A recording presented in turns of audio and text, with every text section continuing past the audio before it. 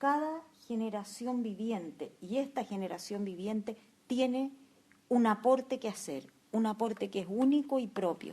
Así como hace 2 millones de años atrás el aporte de los seres humanos fue domesticar el fuego, ¿ah? Así, y probablemente estuvimos ahí. ¿Ah? Así como el aporte fue tener un mayor refinamiento estético y de higiene y de comenzar a conocer el uso medicinal de las plantas, ¿ah? Así como luego el desafío fue generar núcleos urbanos con el cultivo de plantas y animales, hoy día, así como en otra época fue la era industrial y todos sus avances, ¿cierto?, que ha generado la industrialización del mundo, hoy día nuestro desafío es propio y único, y tenemos la tremenda, no sé si suerte o fortuna o sincronía perfecta de estar en este momento y que se nos abra la puerta a ser conscientes de estar en este momento. Porque uno puede vivir cada época en total inconsciencia. O sea, la gran mayoría de las personas que vivió en la época renacentista, por ejemplo, nunca supo que estaba ocurriendo un despertar humano extraordinario que iba a cambiar la historia, pero no se dieron cuenta, ¿ah? Y lo mismo ocurrió en los tiempos que se empiezan a cultivar las plantas y animales, y lo mismo ocurrió, qué sé yo, cuando empieza, ¿cierto?, el pensamiento racional y la ciencia. Solo aquellos que tuvieron la visión y la perspectiva para mirar y darse cuenta, wow, esto va a cambiar la historia, esto significa otra conciencia, esto significa un nuevo paso en la deriva del camino humano, solo aquellos pudieron vivirse el momento en conciencia. Pero uno de los desafíos de este momento, y eso es muy importante, es que el paso que tenemos que dar lo vamos a dar en plena conciencia del desafío que tenemos y el paso que tenemos que dar como seres humanos en esta ocasión, en conciencia planetaria y en conciencia de cada una, ¿cierto?, de los distintos reinos de la naturaleza y la convivencia armónica de los distintos reinos de la naturaleza. O la damos en total conciencia o no lo vamos a dar. Y tenemos una ventaja extraordinaria, y es que hoy día tenemos el suficiente conocimiento, ¿ah?, del proceso histórico. Tenemos el suficiente conocimiento, por ejemplo, para saber que el universo es infinito. En la serie Cosmos lo van a ver. No sé si es infinito, hoy día se discute si es infinito o no, ¿no? O si hay un universo o si hay multiversos, ¿ah?, ¿cierto? Pero sí sabemos que estamos en un espacio de una enormidad espacial que nuestra mente casi no puede concebir, ¿ah? Hoy día sabemos que somos un puntito en una inmensidad armónica, ¿ah?, donde todo evoluciona, gira, se crea, cambia, destruye, vuelve a empezar, ¿ah? O sea, hoy día tenemos un conocimiento de la vastedad espacial y tenemos también un conocimiento de la vastedad temporal, de todo el tiempo y todo el proceso que ha significado esto. O sea, nos podemos ubicar como seres humanos contemporáneos como arriba de una inmensa montaña, y podemos vivir la vida cotidiana y salir de aquí en el auto y ir a hacer todos los deberes que tenemos, la familia, el trabajo y todas las cosas que hacemos, pero al mismo tiempo manejar esta otra perspectiva, manejar que este momento forma parte de algo enorme en el espacio, no sé qué palabra usar, infinito en el tiempo, ¿ah?, y que se proyecta hacia adelante, y que mi vida cotidiana yo la puedo vivir inspirada en la visión global, ¿ah?, que es uno de los grandes desafíos de este tiempo. Acción local, tu trabajo, tu vida, tu pequeño quehacer, el quehacer de todos los seres humanos es simple, pequeño, De hecho, nuestro planeta es colateral, simple y pequeño. Sin embargo, es distinto vivir eso, prisionero de esa identidad, como esto es todo lo que soy, esto es todo lo que hay, mis problemas, mis cosas, mis dramas, o mis deseos, mis ambiciones, a vivirlo como yo me vivo esta vida cotidiana consciente de que soy parte de un todo mayor y por lo tanto ofrendo y entrego cada segundo de mi vida a que ese todo mayor y a que este proceso que nosotros como seres vivos en este momento, como seres humanos conscientes vivos en este momento, conscientes del paso que tenemos que dar, entonces le doy un sentido a mi vida y una inspiración a mi vida que de otra manera no tendría. Cuando la conciencia es limitada, cuando yo todo lo que puedo ver de la vida es mi pequeña identidad con sus pequeños problemas y dramas, qué sé yo, económicos, afectivos, de salud y enfermedad y de todo lo que ocurre en nuestras vidas. Y cuando todo mi horizonte es eso y esto es todo lo que soy y no hay nada más y estoy encajonada, la vida de alguna manera pierde vibración, entusiasmo y sentido. Por lo tanto, lo que estamos tratando de hacer es, a ver, tengamos las dos perspectivas. Claro, la vida diaria de cada uno de nosotros, pero en la inspiración de una grandeza de conciencia y espiritual que me da otro sentido y otra proyección. Eso es lo que estamos haciendo. Entonces, yo quisiera, nosotros estuvimos hablando la vez pasada de que estamos en un momento importante, en que estamos ante un cambio de conciencia importante, ante un desafío fundamental, y lo quisiera poner en un sentido evolutivo, como lo hizo Sergio con las eras, un poco en la misma idea, pero lo voy a poner desde otra mirada, que es la siguiente. Vamos a decir que nunca el ser humano en esta tierra ha tenido la posibilidad de ser persona,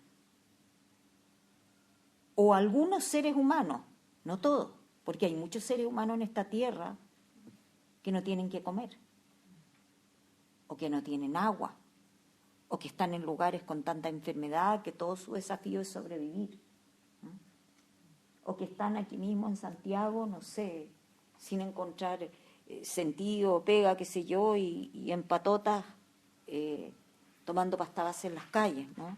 Esa es parte, ¿cierto?, de los grandes desafíos que tenemos como humanidad a futuro.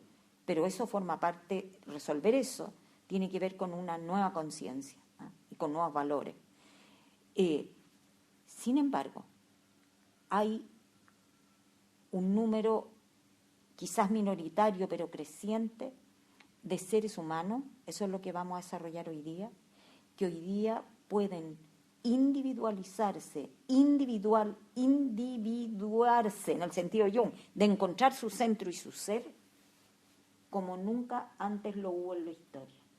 Y vamos a tomar como ese vector, como el vector de desarrollo hacia adelante. El ser humano que encuentra su centro, que encuentra su vocación, su inspiración, su centro interior.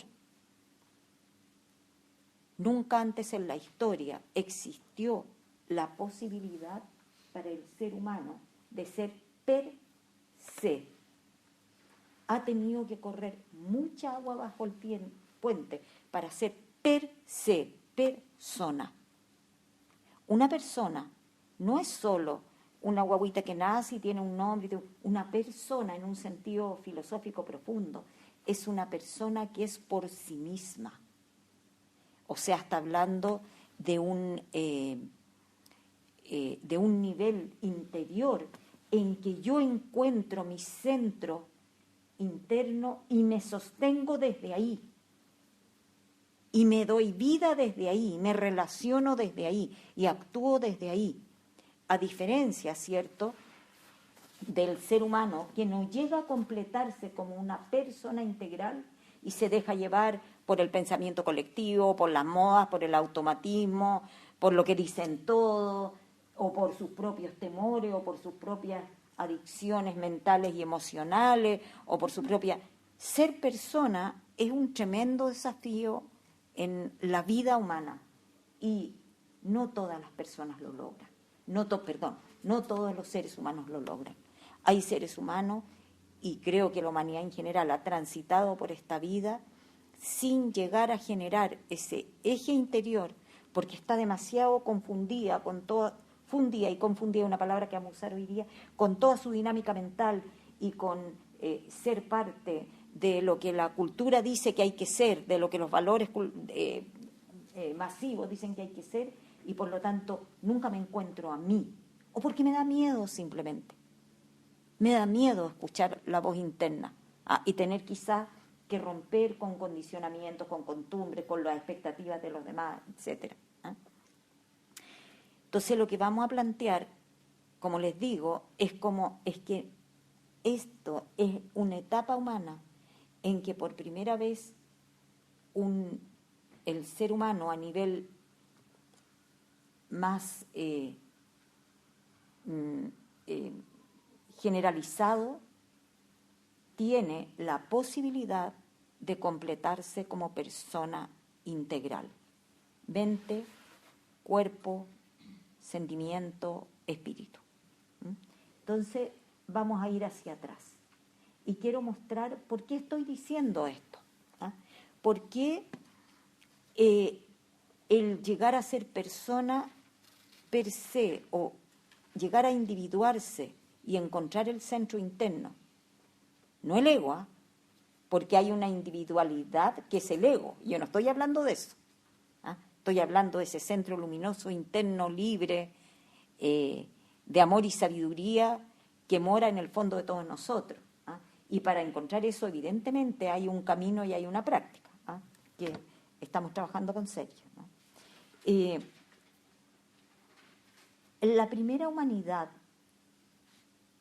es una manera de decirlo, que de acuerdo a lo que dice el conocimiento de la antropología y de la prehistoria, la primera humanidad surge hace más o menos unos 3 millones de años, por lo que se sabe hasta hoy, en África. Eso es lo que se sabe hasta hoy, en África. ¿Y por qué se dice que surge la primera humanidad, el primer ser humano?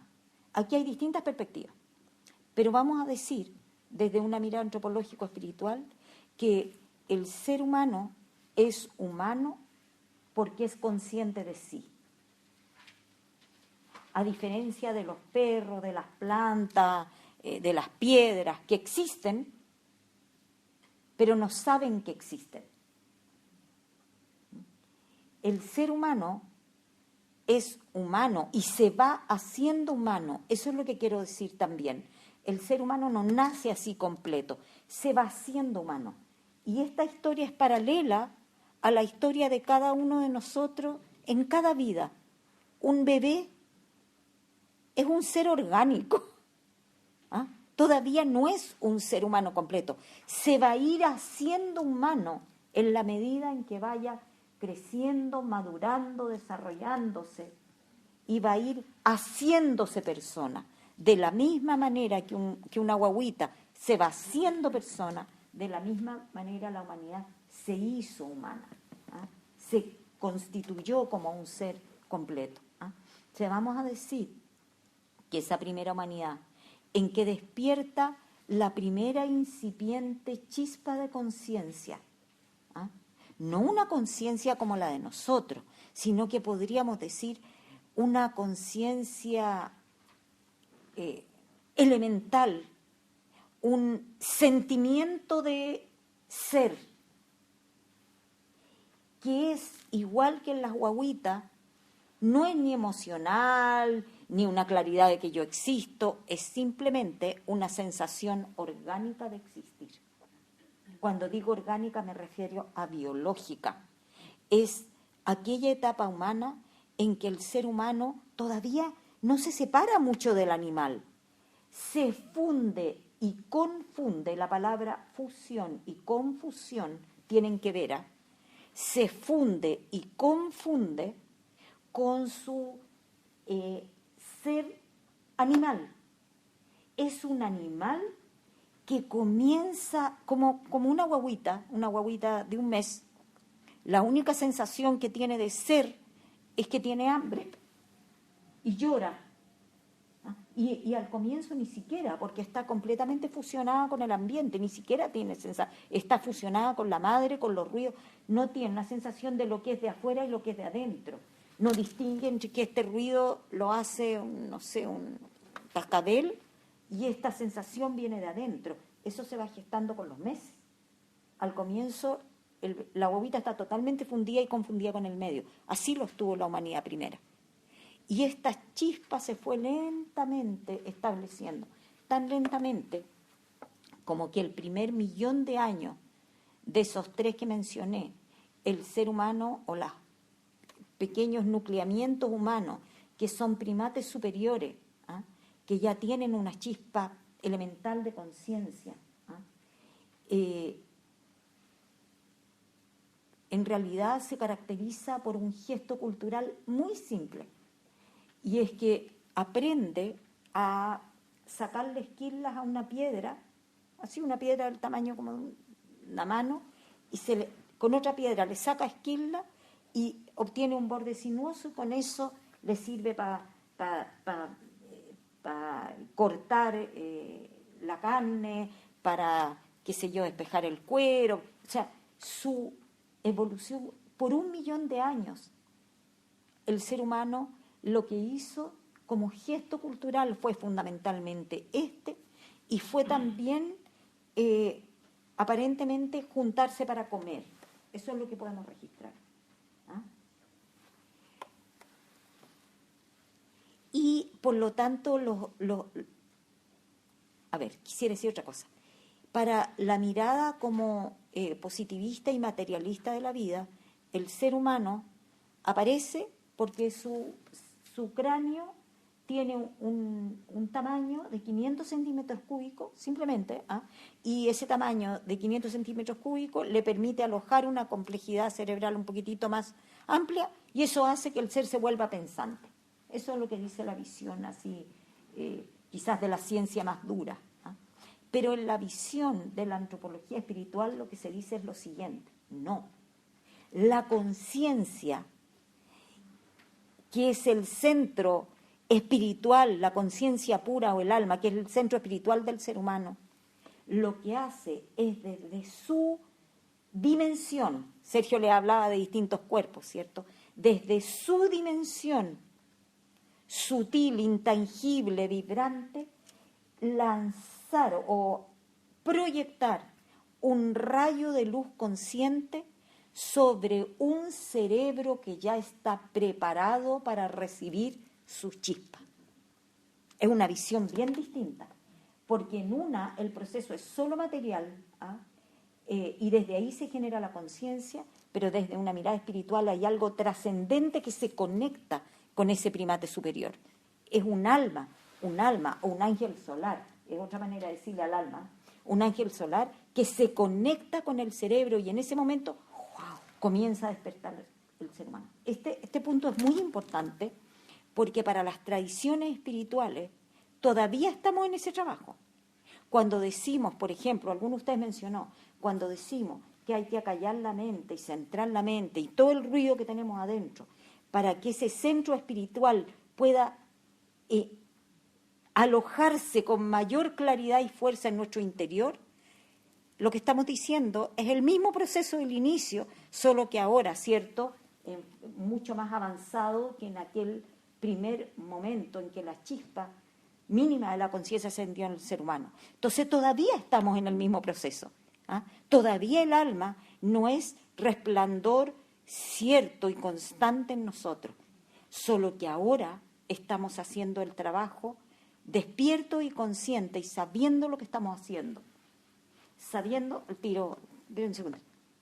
sabemos hoy día que hay algo, porque todo lo que estamos aquí lo hemos intuido, porque si no, no estaríamos aquí. Que hay algo en lo profundo de nosotros que es claro, luminoso, amoroso, sabio, y que en algunas ocasiones me he podido conectar con eso. Y cuando me he conectado con eso me he sentido muy bien. Y me he despejado, y me he relajado, y me he energetizado, y me he aclarado. Sé que hay algo ahí en mí, pero al mismo tiempo sé que habitualmente estoy muy lejos de eso. Que habitualmente estoy medio neura, lleno de cosas, con la mente en el pasado y en el futuro, ansioso, apegado, apegada, etc. Entonces, sé, y ese es el punto, que esa chispa que se enciende en ese momento en que nace la autoconciencia en forma tan básica, ha llegado el momento, por evolución, por proceso, en que nos hagamos conscientemente receptivos y canales de esa fuerza en total claridad y plenitud. Eso que en un momento fue una gotita, una chispita, ¿ah? Hoy día tiene que ser aquello que somos, y nuestra identidad, nuestro yo, nuestra idea, nuestras creencias, nuestros pensamientos, todas nuestras cosas no tienen que ser más que un vehículo de ese ser esencial que somos. Así que hemos hecho un proceso increíble, ¿ah? Desde esa chispa que apenas llevaba a esos primates superiores a sentir, es como, a ver, es el mismo recorrido que hay entre una guagüita que llora porque tiene flatito y un sabio o una sabia que puede alojar en total plenitud y sabiduría la luz de su alma. Es exactamente lo mismo. Ese es el proceso. Para ir desde el proceso de la guaguita llorando porque le duele la guatita, o pidiéndole papa a la mamá, hasta esa persona clara, cierta, potente, creativa, sabia y amorosa, pucha que hay que pasar harto, ¿cierto? Nosotros sabemos porque estamos por ahí caminando en ese sentido. Y pucha que la hemos pasado y la tendremos que seguir pasando. Entonces, eso mismo, a nivel macro, es lo que ha vivido la humanidad, a nivel de especie. Hay una mirada que dice que todo lo que somos tiene que ver con el cerebro, y que en el cerebro está el centro de la conciencia de un ser humano hoy día. Ahí está, y cuando el ser humano y la conciencia dejan de existir. Esa es una manera de verlo, y es la visión, ¿cierto?, más materialista. En la visión espiritual y más trascendente, la mirada es la siguiente. No, el cerebro es solo un transistor, un módem, ¿será? Un receptor, si es que quiero ponerlo en palabras, de la conciencia. Así como el concierto de Beethoven se transmite por el aire, ¿cierto? Y lo que hace el equipo, ¿cierto?, es recibirlo y decodificarlo. Esa es la mirada de la tradición espiritual o de la ciencia espiritual. Lo que está haciendo el cerebro no es que sea el origen de la conciencia, sino aquello que transmite a la conciencia. Entonces, en relación a lo que tú estás diciendo, digamos que ese cerebro del ser humano, en esa etapa, todavía no estaba preparado para recibir un flujo mayor de conciencia porque no existía el transmisor. El alma en su dimensión sigue siendo potente, inmaculada, la misma hasta cierto punto, porque el alma también va recibiendo los efluvios, los tesoros de lo mejor que cada persona cultiva en cada vida. El alma también se enriquece. Al alma solo llega lo más prístino, puro e inmaculado de lo que un ser humano gesta en cada vida, en cada una de sus vidas. Todo, los pensamientos más puros, los sentimientos más puros, las intuiciones más amplias. El alma va guardando como un tesoro ese recorrido. Entonces, sigo contigo. Y hasta ahí nomás porque después voy a seguir. No, es que quiero seguir contigo con lo siguiente. Entonces, cada ser humano que nace trae un nivel de evolución de la conciencia, que también lo estabas preguntando, que tiene que ver, el cerebro del ser humano de hoy tiene más o menos 1.500 centímetros cúbicos y más o menos una complejidad parecida en todos los seres humanos. Sin embargo, o sea, la radio o el transistor o la cuestión está preparada, pero no todos los seres humanos han hecho un recorrido y un trabajo en su legado, hipótesis, de vida en vida, que los haya hecho en esta vida estar consciente y preparado para hacer un camino consciente. Hay muchos seres humanos que todavía tienen camino que andar antes de iniciar eso, porque tienen quizás que, vivir otras cosas, superar otras etapas, depurar cosas, y por lo tanto no están aún en una línea de despertar consciente. Lo estarán en esta vida o en otra, inevitablemente, porque el alma con su fuerza arrolladora es inevitable, pero puede que no ahora. Entre los seres humanos hay distintos niveles evolutivos, y esos niveles evolutivos tienen que ver con aquella siembra que tú has hecho en otras etapas de vida. Pues somos distintos. ¿Ya? Y voy a seguir diciendo, voy a decir que en esta primera etapa, ¿cierto?, esta conciencia elemental, básica, se funde y confunde por el medio y es fundamentalmente corporal, algo que nosotros tenemos enterrado completamente y que haríamos bien en desenterrar. Cuando digo corporal, es que estoy diciendo a que nuestra conciencia está ligada a las sensaciones del cuerpo, del organismo, como esa inteligencia que tienen los perros y los gatos. Los perros cuando se enferman de la guata comen hierba o dejan de comer, o tienen una inteligencia en relación al cuerpo y a la sobrevivencia que es extraordinaria y que nosotros hemos perdido. Nosotros nos enfermamos y seguimos como si no pasara nada, o no respetamos los ciclos, o si estamos cansados no descansamos. Uno ve a un gato, a un perro, o a un chimpancé, y siguen los ritmos del cuerpo, porque está esa inteligencia organísmica, animal, que es aquello que le daba identidad al ser humano en su primera etapa. Igual que una guagüita, ya un poquitito más grande, su identidad es su cuerpo. Este soy yo, esto que quiere comer, esto que quiere. Y esa primera humanidad, su gran desafío en la Tierra fue fundamentalmente sobrevivir. Sobrevivir como un ser que ya comienza a generar algún tipo de cultura, y la cultura es como un círculo que nos separa del instinto.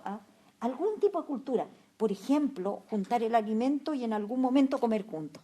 Eso es un gesto extraordinario, porque nos da identidad, nos hace ser diferentes, no, nos hace posponer el instinto a un patrón de comportamiento colectivo.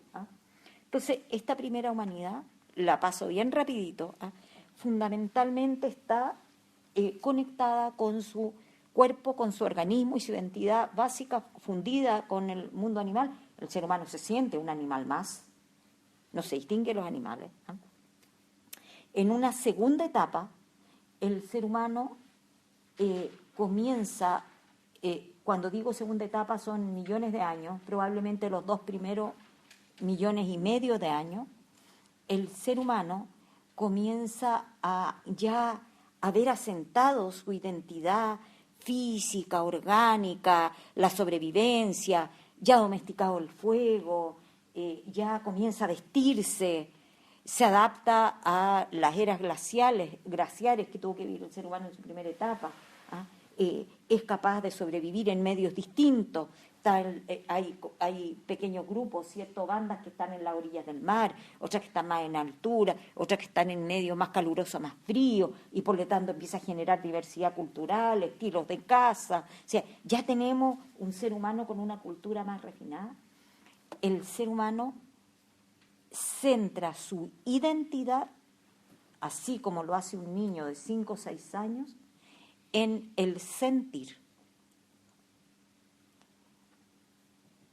en la emoción, y el sentir lo lleva a percibir que todo está vivo y por lo tanto la humanidad vive en un mundo mágico de presencias vivientes, los espíritus de la naturaleza, que después pasan a ser como dioses externos a los cuales yo les rindo culto, pero en esta etapa era una sensación. Yo podía sentir el espíritu del árbol y yo podía vivir y sentir que si yo, no sé, le hacía algo al árbol, el espíritu se iba a enojar conmigo y se iba a volver contra mí. ¿Ah? Y yo podía sentir que en esta pieza, en esta sala, están también circulando los seres humanos, qué sé yo, mis ancestros o las personas que se murieron de mi familia.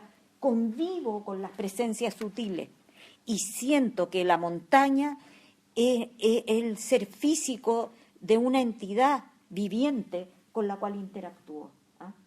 Son comunidades que viven en un contexto mágico, en que todo está vivo, en que todo tiene estado de ánimo y voluntad de ser, y además en una mentalidad mágica es que hasta los objetos tienen vida. Y los niños, y es importante saber esto, los niños entre los 3 y los, no sé, 6 o 7 años, viven en un mundo mágico, un mundo completamente distinto al mundo racional en que vive un adulto. Y el adulto lo trata de traer al mundo racional, pero el niño está percibiendo el mundo de otra manera. Yo recuerdo la sensación de seres vivos que yo tenía con mis juguetes. Recuerden en este momento, a ver si pueden recordarlo. Como el regalo de Pascua, era una sensación así de... no sé si se acuerdan de que uno se levantaba en la noche a tapar a las muñecas o a los ositos porque tenían frío. ¿Verdad? Si uno tenía frío, las muñecas también tenían frío. Y uno podía percibir presencia, y las florcitas, y los árboles, y la naturaleza, y el agua, todo estaba vivo. No solo la naturaleza, los objetos también estaban vivos. En el sentimiento mágico, el objeto está tan vivo que si yo le saco el pelo a una persona y lo agarro en un muñeco y le entierro aguja, le puedo hacer mal de ojo. Es una mentalidad mágica. O puedo agarrar una foto y meterla al freezer y congelo a la persona. Porque en el objeto está la persona. Esa es una transferencia de mentalidad mágica. Y para los niños es así. Para los niños, si se abrazan a un chaleco del papá o la mamá, ese es el papá o la mamá. Y el niño que duerme con el tuto, con el pañal y se apega, ese es un ser viviente. Y ese es su cosmos. Y ese fue el cosmos de la humanidad por mucho tiempo.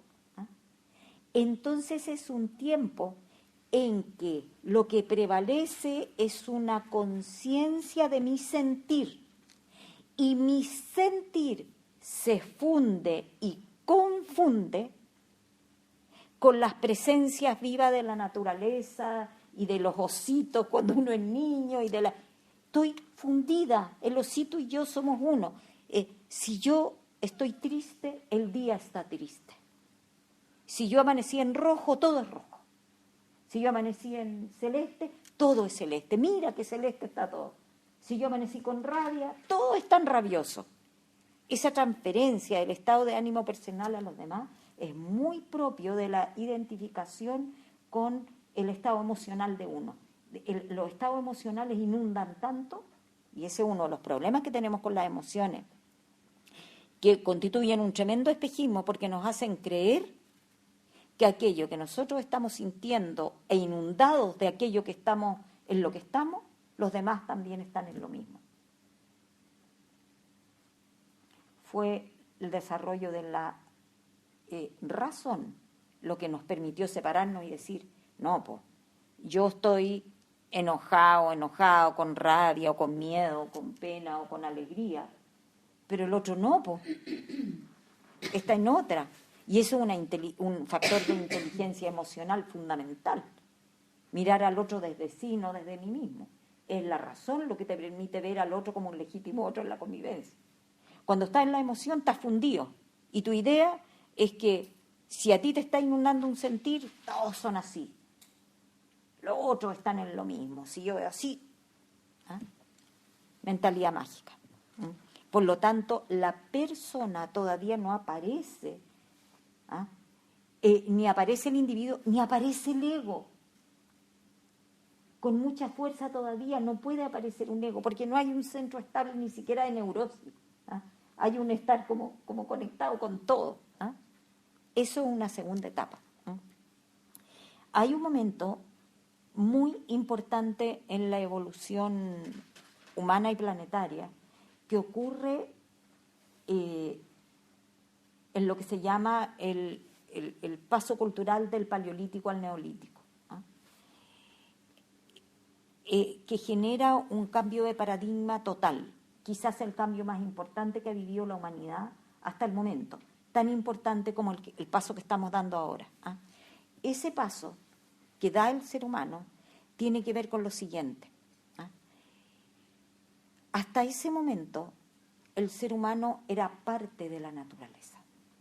Hasta ese momento el ser humano estaba, las comunidades humanas, no digamos el ser humano, porque todavía no hay un individuo tan fuerte.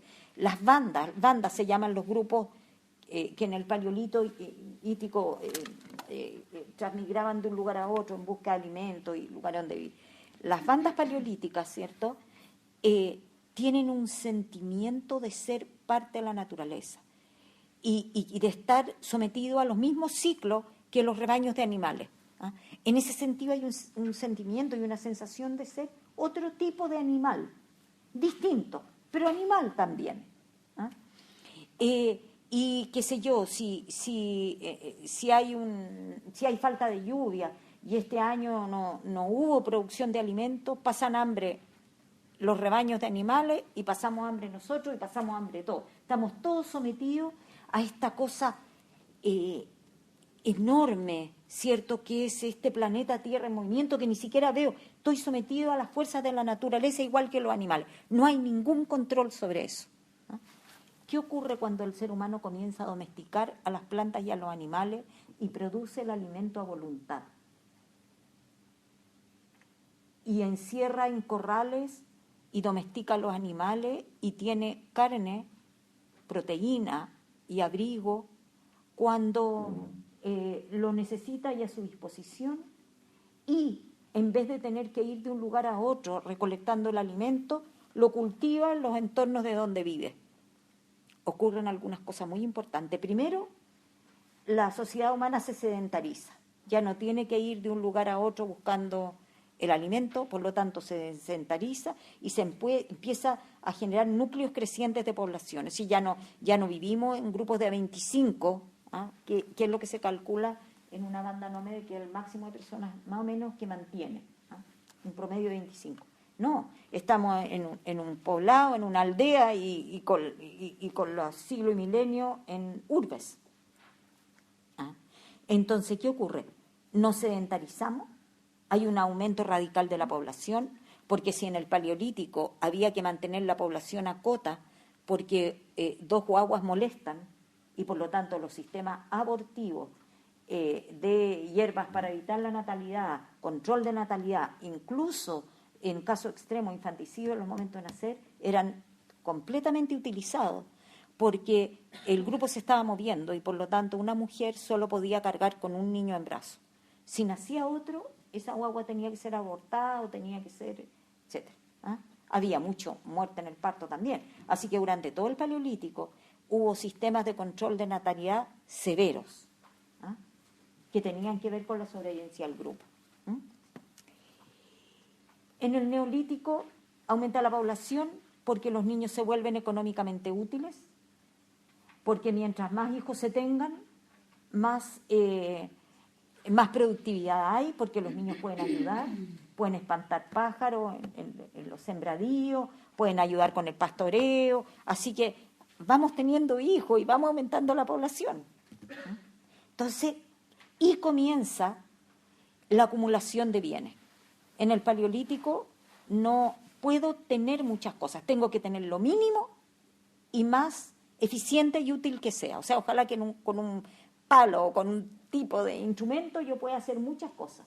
En el Neolítico, como me establezco en un lugar, yo puedo tener muchas cosas. Y empieza el tema de la posesión. ¿Ah? Y hay un cambio de mentalidad fundamental, es que ahora nosotros somos los dueños del mundo. Y yo diría que ese es el cambio fundamentalmente paradigmático. Ahora yo no soy igual que tú. Ahora yo te domino, ahora yo te domestico, ahora yo no estoy sometido, porque si falta el alimento, genera, qué sé yo, tengo animales en el corral que llevo a pastorear y que dependen de mí, y puedo producir alimentos a voluntad, y por lo tanto el ser humano entra en una mirada jerárquica de la vida, donde el ser humano es el rey de la creación y ve la naturaleza como para su uso, comienza a seleccionar los cruces de animales para su uso. ¿Le convienen los animales con más grasa? Bueno, cruza animales con más grasa para tener más grasa. ¿Le convienen los animales de pelo más largo? Así lo es esto. Y así es como, ¿cierto?, la humanidad empieza a hacer una selección de especies y a cambiar la evolución natural de las especies a partir de lo que a la comunidad humana le conviene, no a partir de un bien global y ecológico, no. A nosotros nos conviene que tal cosa sea así y así lo seleccionamos. Y esto llevó que con los milenios, ¿cierto?, las cosas estuvieran como al servicio del ser humano, fueran útiles, las especies animales con sus, no sé, tipos de biología, etcétera, y los cultivos, las cosechas, qué sé yo. Y esto, obviamente, se nos empezó a volver en contra no hace tanto tiempo, ¿cierto? Cuando nos empezamos a dar cuenta que ese modelo es uno de los modelos que está cambiando, que nosotros no podemos hacer uso y abuso con fines antropocéntricos, egocéntricos, de la naturaleza, porque lo que hacemos es desequilibrar un sistema, y cuando el sistema se desequilibra, eso nos envenena a nosotros también. Pero esto lo vinimos a entender hace como 30 años nomás, o 20 años nomás. Y ahora se está entendiendo en forma masiva. Ahora hasta los niños de 3 años hablan de ecología y de calentamiento global, ¿cierto? Pero probablemente en mi generación, cuando yo nací, no se hablaba de ecología.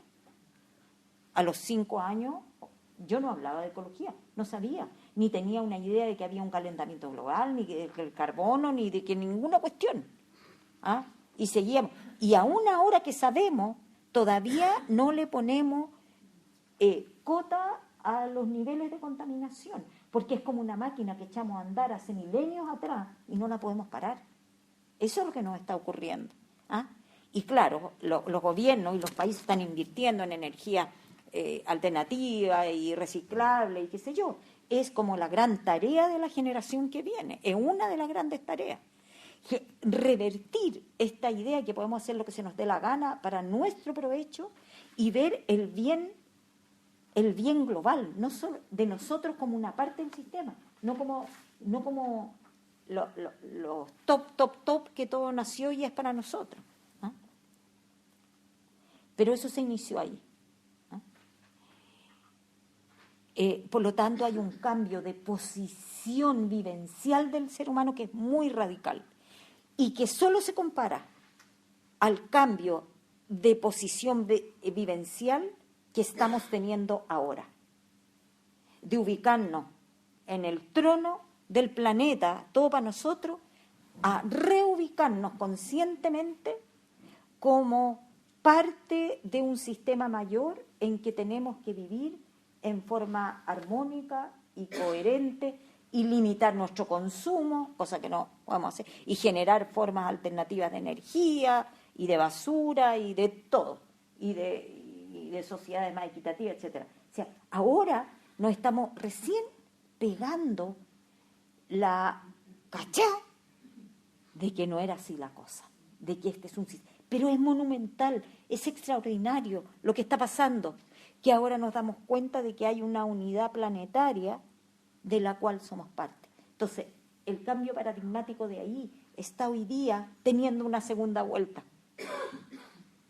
Porque las consecuencias de haber vivido así las tenemos hoy día. Y eso forma parte de la conciencia a desarrollar en estos tiempos.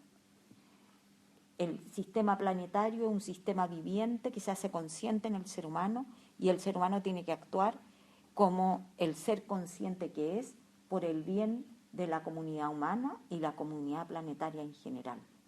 Esa es la conciencia espiritual que tenemos que adquirir en este momento.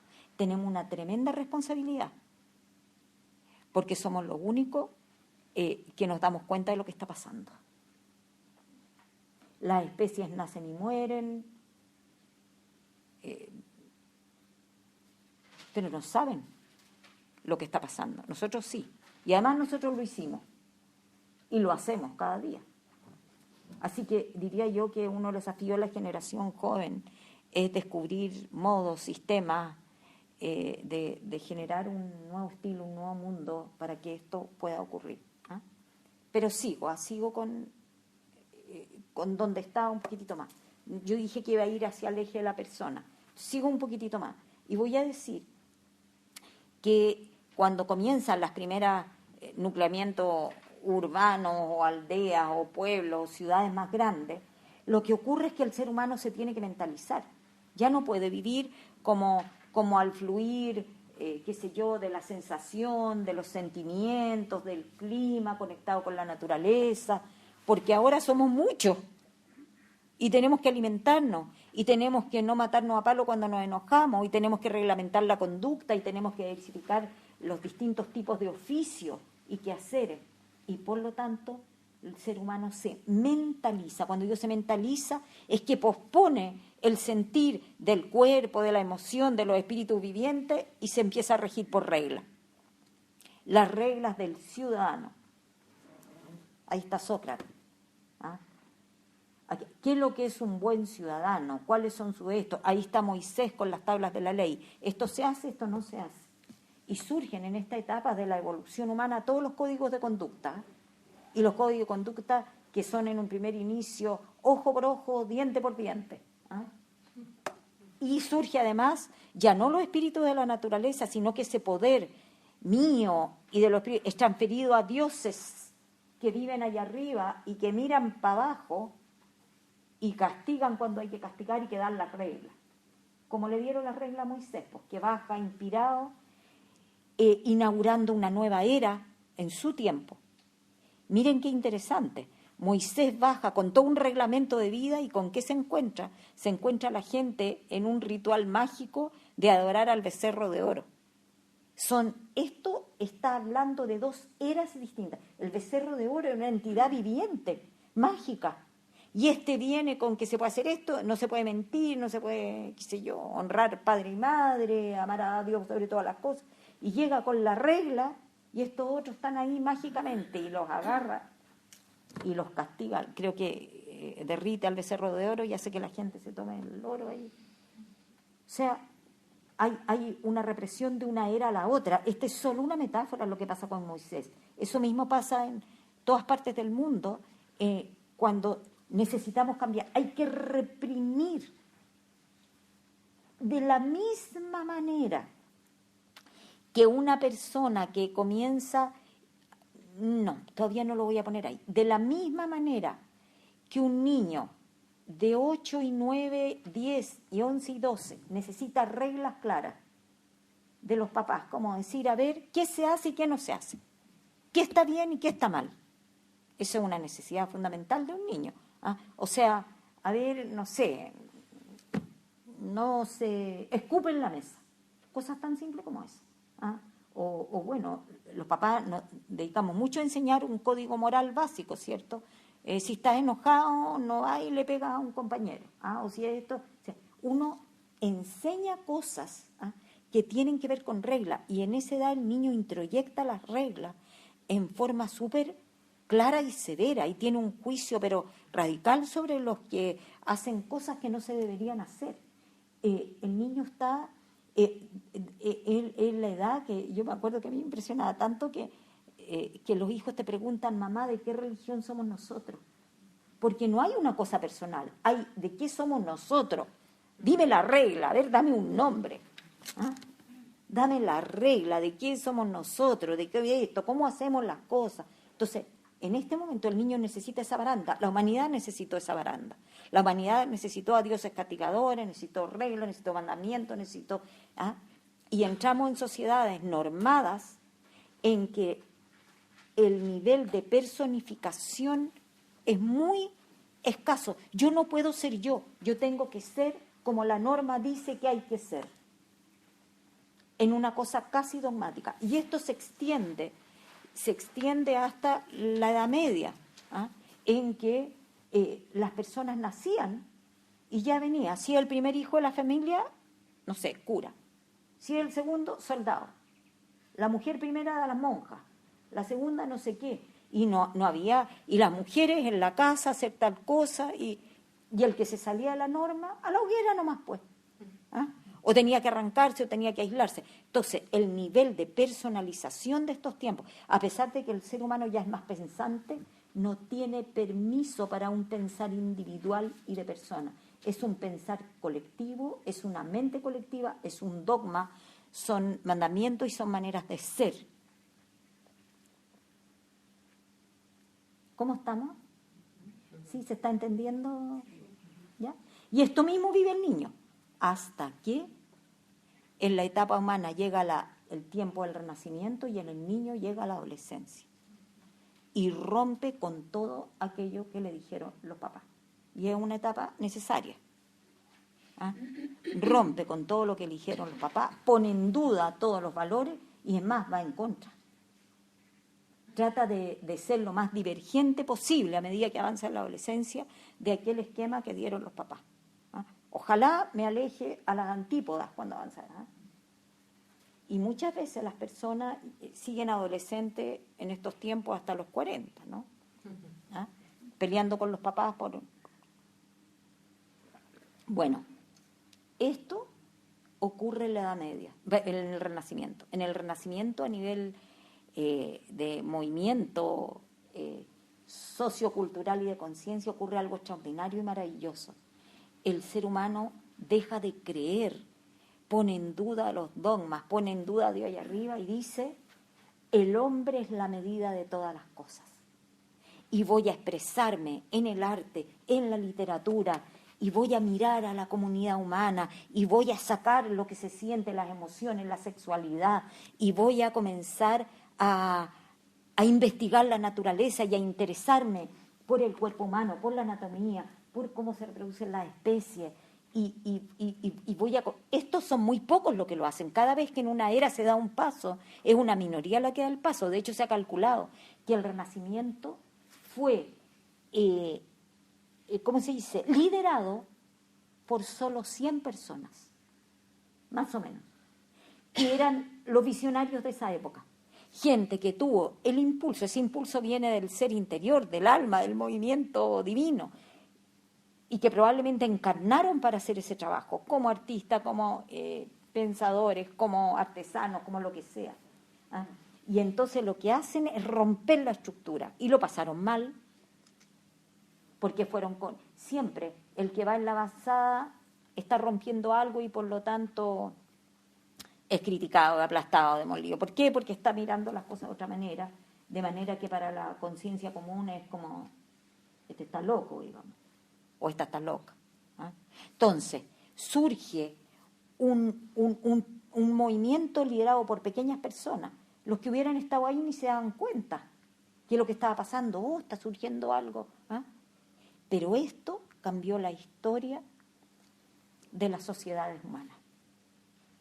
Y llevó, digo rápidamente, ¿cierto?, de este atreverse a ser y a mirar al ser humano en su centro y a dejar de vivir aterrorizado por los dioses y por los dogmas y por los esquemas, condujo a el tiempo, al siglo de las luces, que yo encuentro súper interesante, que es el surgimiento de la razón, del conocimiento, que después llevaría a la ciencia, a la tecnología, a la industrialización, ciencia, tecnología. Lo que hoy día tenemos como Internet es fruto de eso.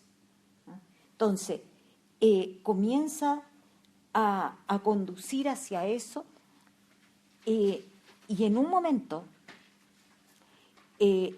la razón como meta máxima del ser humano como era lo nuevo, fue tan exaltada que se le llama al siglo, el despertar de la razón, el siglo de las luces, y en inglés se dice enlightenment, que quiere decir el siglo de la iluminación. El ser humano se había iluminado, y de alguna manera se había iluminado, porque esta chispa de conciencia ya había completado toda una etapa. Es la etapa del ser humano que ya pasa la adolescencia y que comienza a racionalizarse, a investigar, a conocer, a generar invento, a sentir su potencia personal. Nace la razón, nace todo un dominio del ser humano sobre la naturaleza y un conocimiento, porque el ser humano de alguna manera conoce para dominar. Esto ha sido hasta el momento. Conoce para poner las cosas a su favor. Y surge, ahora sí, con toda su fuerza, el individuo y el ego. Ahora surge el individuo. Es un individuo focalizado en el ego. Esa persona que todavía hoy día es mayoría, diría yo, que dice, yo me llamo de tal manera y así soy yo. Y esto es lo que yo quiero en la vida. Y yo lucho por esto, y estos son mis metas, y todo el que se oponga, para afuera, y soy lo que quiero, lo que pienso. Es el ser humano identificado completamente con su identidad, con su autoestima, con sus cosas. Surge el ego. Y con el ego, el egoísmo, y nunca antes la humanidad, que en todos estos últimos siglos, tuvo un ego como ese, porque para tener un ego fuerte hay que tener una razón fuerte. Y la razón lo que hace es objetivar el mundo. Este soy yo y ese eres tú.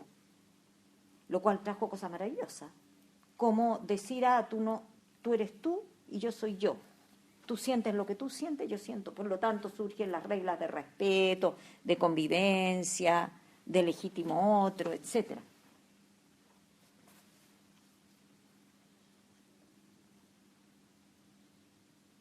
Y desde voy a ir a la última parte sin demorarme.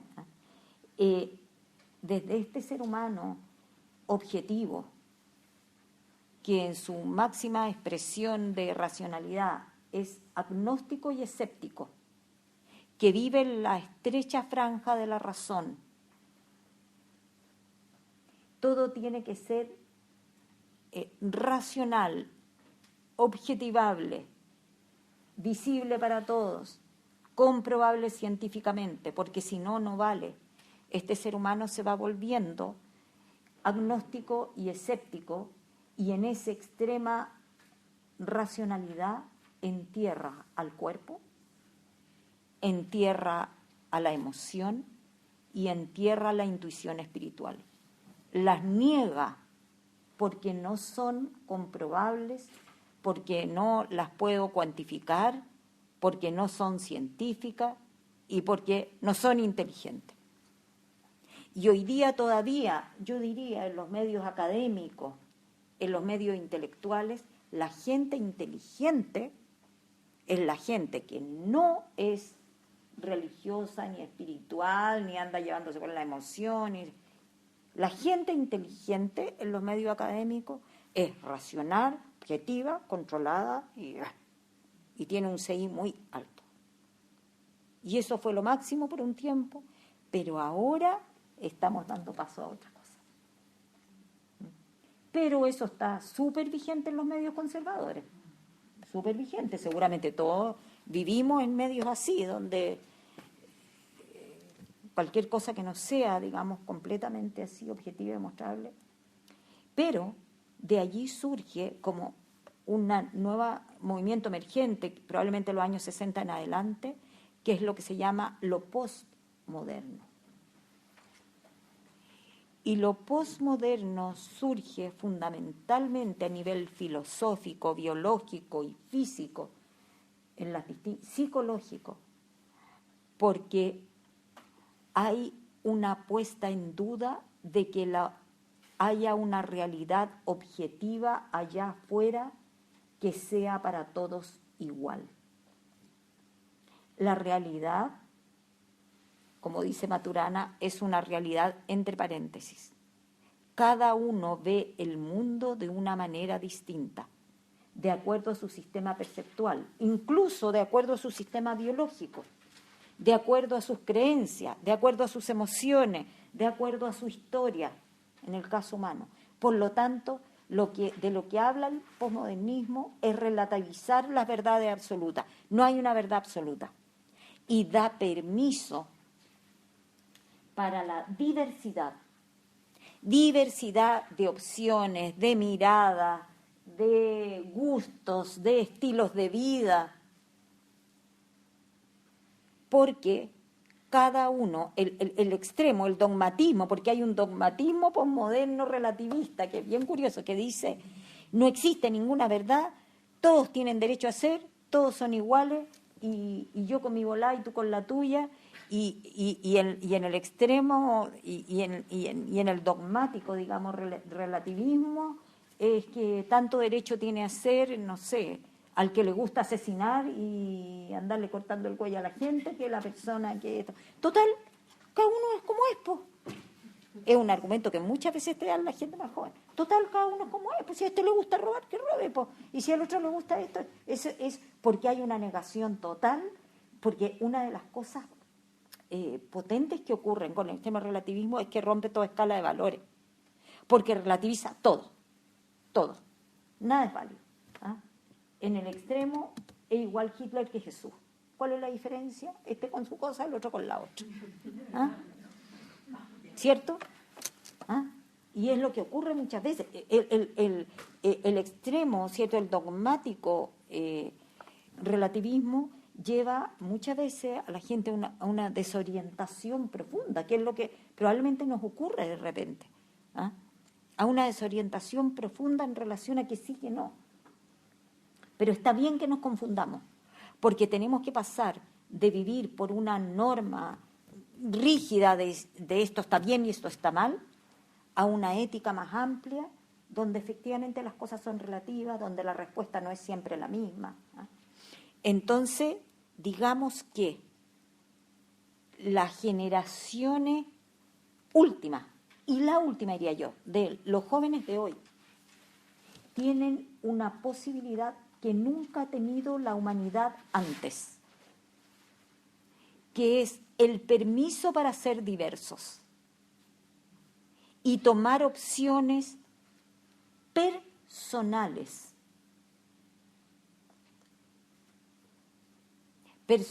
para pintarse el pelo del color que quieran, para hacerse los tatuajes que se les dé la gana, para estudiar o no estudiar, para darse años sabáticos y viajar, para cambiar de esto y cambiar de lo otro, y para buscar su camino.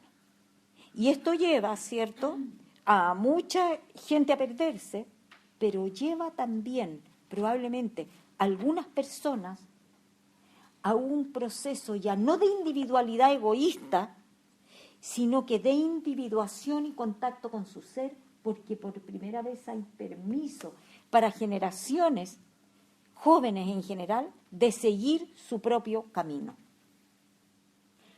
Las generaciones anteriores que seguimos un camino inspirado interiormente, tuvimos que pelear con el medio, ¿cierto? Tuvimos que ir contra algo. Ahora existe el permiso. Ya, ve lo que quiere, búscale esto, toda esta cosa de... ¿ah? Entonces hay una posibilidad emergente de que la persona sea persona, de que se integre, de que encuentre su núcleo, No todos lo irán a encontrar, pero algunos sí, de que encuentre su centro interior y que viva desde ahí. Y una persona, mientras más centro interior, mientras más conciencia interna, mientras más núcleo espiritual o alma encuentra, más conexión con la totalidad encuentra. A diferencia del ego, que en la medida que la gente se conecta con el ego, se separa y se guarda y se oculta y se... ¿ah? Cuando hay una conexión con el alma y con el ser, lo que hacemos es confluir en propósitos comunes por el bien mayor del planeta y del ser humano. Porque la vocación intrínseca del alma es desarrollar tu potencial en toda la luz, creatividad, amor y sabiduría que tiene, en conexión y colaboración con otros. Por lo tanto, el impulso es doble, es hacer yo lo más yo que puedo ser, en conexión colaborativa por un planeta más integrado y mejor. Y esa es la fuerza emergente de un nuevo tiempo. Ese es el cambio radical de conciencia, porque miren lo que está pasando, que por un lado hay más diversidad que nunca, gente distinta, gente con su onda, con sus opciones, en todo sentido, ¿ah? Pero al mismo tiempo hay más conectividad que nunca. Hay exceso de conectividad, de repente hay una conectividad enferma, ¿no? De la persona que no puede estar aquí sin estar, ¿ah? Porque todas las cosas, todas tienen su lado oscuro. Hasta lo aparentemente tan bueno tiene su lado oscuro. La conectividad es maravillosa, pero puede ser terrible. Puede ser neurótica. Hoy día hay adicciones, ¿cierto? Que se estudian y esto, a los juegos, al computador y qué sé yo. Pero por otro lado, veámosle como el aspecto luminoso. ¿Ah? Y veámoslo un ser humano de avanzada. Un ser humano de avanzada es un ser humano que se encuentra con su centro interno, o al menos lo percibe. Quizás todavía no lo expresa del todo, pero percibe algo allá adentro que lo llama y lo empuja hacia algo. Le podemos llamar entusiasmo, vocación, inspiración. ¿Ah? Percibe algo que lo está llamando. ¿Ah? Percibe que es más. Ese tiene una visión y una revelación del ser adentro de sí mismo. Eso es un ser humano avanzado. ¿Ah? No es que sea místico, no es que sea hippie, no es que sea alternativo, no es que sea... Lo único que es que vive la vida conectado desde una fuerza interior, en cualquier estilo que tenga. Pero se mueve desde un centro interior. Ese ser humano está conectado por internet con todo el planeta. Está conectado en redes y puede generar información y recibir información por redes de internet, y puede hacer juegos a la distancia, y puede conocer gente que nunca va a ver físicamente, pero con la cual se hace amigo, y puede compartir cuestiones culturales distintas, y puede hacer un emprendimiento con gente que está en la India. Entonces estamos más individualizados que nunca y más conectados que nunca. Esas son las dos cualidades fundamentales del alma. Es autoconsciente, autocentrada, es luminosa y está en conciencia de la totalidad. Ese es el paso que tenemos que dar. Ser yo en lo más que yo puedo ser, desde mi centro interno, no desde mi miedo, inseguridad, vanidad, vanagloria, sino desde mi centro interior. Para eso tenemos que despejarnos y ponerlo al servicio de un bien mayor. Así podríamos poner el cambio de conciencia en este momento, que es monumental, porque por primera vez tenemos una persona completa que al mismo tiempo confluye o converge con la totalidad y la conciencia planetaria. Y ya tomaremos más adelante, Sergio tomó un poco, el tema de que no solo estamos conectados por internet, sino que el pensamiento es una energía que vibra en el planeta, y que cada vez que pensamos estamos conectados, que nos estamos nutriendo en claridades y en inspiraciones con flujos de pensamiento que vienen de todas partes del mundo, Las cosas que nos aparecen, los entusiasmos, las visiones que nos aparecen, tienen que ver con destellos de pensamiento que se están dando en todas partes. No es algo personal, es algo colectivo. Y nos vamos volviendo cada vez más telepáticos también. Y creo que eso lo podemos registrar en nuestras vidas.